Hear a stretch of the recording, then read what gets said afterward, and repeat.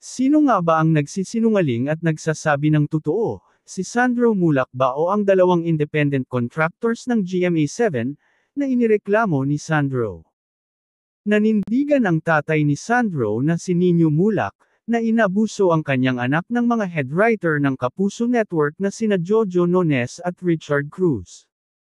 Ngunit naging matigas pa rin ang pagtanggi ni Nones at Cruz sa akusasyon ni Sandro, sa pagharap nila sa hearing ng Senate Committee on Public Information and Mass Media, na pinamumunuan ni Senador Robin Padilla.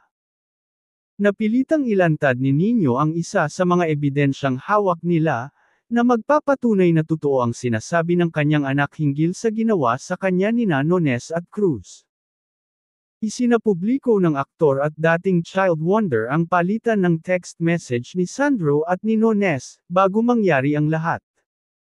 Madaling araw na raw nang unang mag-text si Nones kay Sandro, na hindi naman dine-deny ng dalawang writer, pero ang ipinagdiinan nila never nilang inimbitahan si Sandro sa tinutuluyan nilang kwarto sa isang hotel. Nainsulto talaga ako noong sinabi nila sa media na si Sandro ang unang nag-text. That's why I'm doing this for my son and for all the others na dumaan sa ganitong sitwasyon na walang kakayahan lumaban, ani Nino. Aniya, ang unang text message ni Nones kay Sandro ay sinend eksaktong 3:59 AM noong July 21. Hi Sandro. So you kanina, didn't get to say hi. Nakauwi ka na. Pagbabasa ni Nino sa hawak na cellphone. Ang reply naman ni Sandro ay, Sir Jojo, sorry po. Di po kita nakita kanina. Naka-check-in po kami right now sa Marriott sir. Hope to see you soonest, Sir Jojo. Sumagot daw uli si Nones kay Sandro ng, enjoy.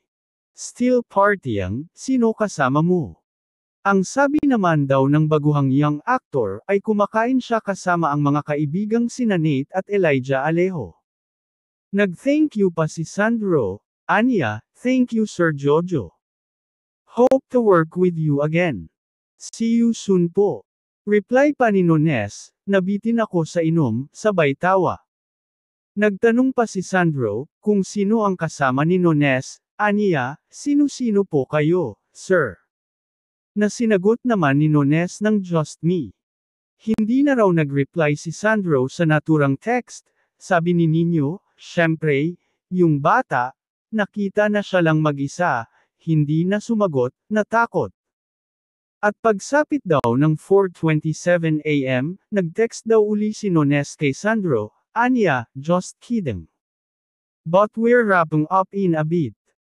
Syempre, kahit sinong artista na baguhan, given the chance na makasama mo ang drama people, you will take the chance, dahil pagkakataon mo yung i-market yung sarili mo. Makasama sila, makaparty mo, sabi pa ni Nino. Pagpapatuloy ng palitan ng mensahe ni Nones at Sandro. Text ni Sandro, nandyan pa ba kayo sir? Baka po pwedeng dumaan saglit. Pagkatapos magsalita ng aktor, sinabi ng abogado ni Nones at Cruz na si Maggie Abraham Garduque, na hindi naman dinenay ng dalawa ang una nilang pagte-text kay Sandro. Pero pag-alma ni Nino, bakit niyo pinapalabas sa media na si Sandro yung unang nag-text? Dito na sumingit si Senador Jinggoy Estrada na isa sa mga dumidinig sa kaso, at sinabing bakit daw sa mga una nilang testimonya ay parang pinalalabas nila na si Sandro ang unang nag-text. It was not our intention, depensa ni Garduque.